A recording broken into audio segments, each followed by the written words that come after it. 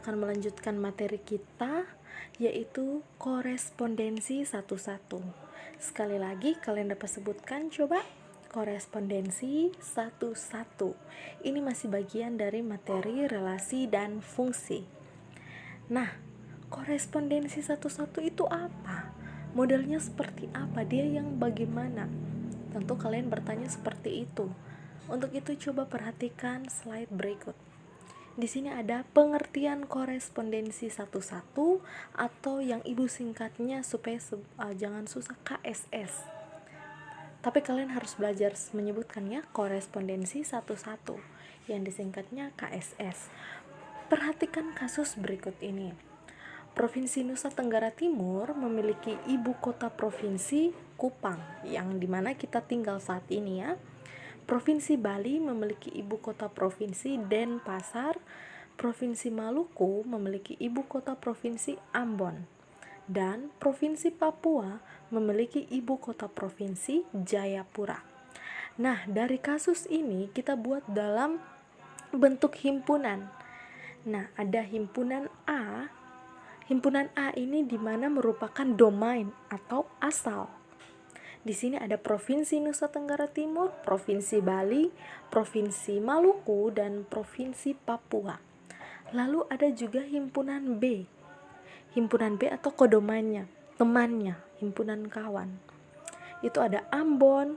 Maaf ya, di sini ibu salah tulis, bukan Bali tapi harusnya Denpasar, Jayapura, dan Kupang. Kalau kalian catat tolong diubah, Ambon, Denpasar, Jayapura, lalu Kupang.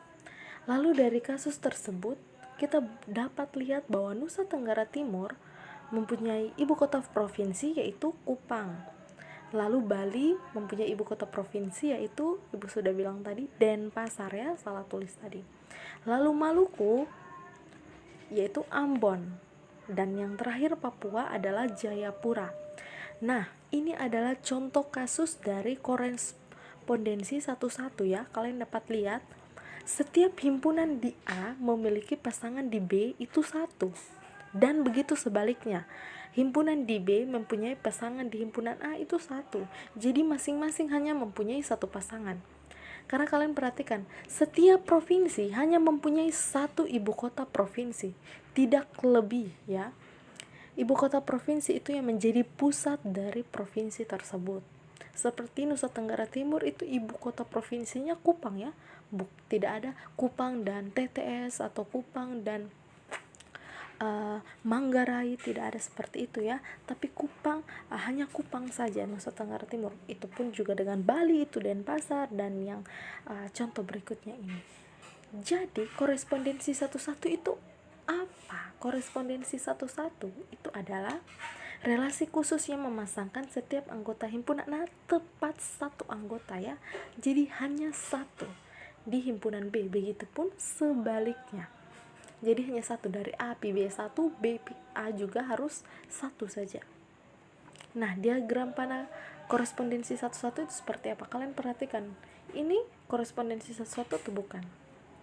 Ingat ya, dia hanya tepat satu-satu. Anak panahnya itu hanya satu ya. Satu-satu tiap pasangan. Ya, benar, ini korespondensi satu-satu. Kalau ini oke, ini bukan, karena di yang himpunan A di satu tuh dia ada pi A, dia ada pi C. Lebih dari satu, bukan korespondensi satu-satu. Kalau ini, ya ini korespondensi satu-satu, tepat satu-satu semuanya. Lalu yang ini, ya ini bukan, karena himpunan A itu 4 ada pi D, 5 juga pi D. Jadi himpunan B itu yang D itu ada pi 2, memang ada pi 4 dan ada pi 5. Jadi ini bukan korespondensi satu-satu.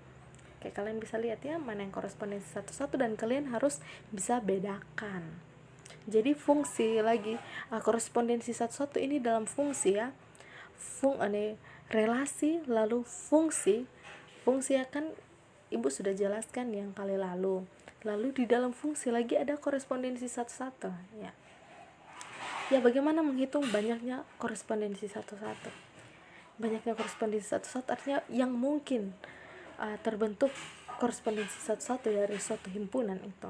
Misalkan ini ada diagram panah nih, ada A dan B. NA ini ibu sudah bahas di kelas 7. NA itu banyak anggota himpunan A, jadi banyak anggota ya. Lihat anggota himpunan A tuh ada 1, 2, 3, 4, 5, itu banyaknya ada 5 toh. Terus NB, banyak anggota himpunan B, kalian lihat ada A, B, C, D, E, itu dia banyak, ada berapa? Ada 5 toh ya. Jadi dari soal di atas NA sama dengan NB yaitu 5 ya. Korespondensi 1-1 tuh dia penjumlah anggota di A dan B harus sama, harus sama dia penjumlah. Jadi ini A5, B juga 5. Jadi Sone ada yang Sone punya pasangan, semua punya pasangan dan hanya satu. Lalu banyaknya korespondensi 1-1 tadi, banyaknya anggota di himpunan A dan himpunan B kan sama 5 toh. Berarti banyaknya korespondensi yang mungkin adalah karena banyaknya anggota 5, berarti kita kalikan menurun. 5 kali 4 kali 3 kali 2 kali 1, itu hasilnya 120. Jadi kalau misalkan banyaknya anggotanya 3, berarti 3 kali 2 kali 1. Jadi kalikan menurun. Itu bagaimana cara menghitung banyaknya korespondensi 1-1. Oke, paham? Nah, ini ada tugas. Yang pertama itu kalian buat contoh kasus tentang korespondensi 1-1. Tadi kan ibu buat kasus toh, kayak provinsi dan ibu kota provinsi. Kalian buat yang lain yang berbeda ya, kalau bisa setiap orang tuh berbeda. Lalu dari kasus yang kalian buat, kalian hitung banyaknya korespondensi 1-1 yang mungkin dari kasus yang kalian buat itu. Oke, sudah paham? Dan dikumpulkan japri ya, foto di ibu. Oke, sekian pertemuan kita hari ini. Bagi yang belum mengerti silahkan ulangi lagi video ini, dan kalau masih belum mengerti lagi silahkan japri. Oke, sampai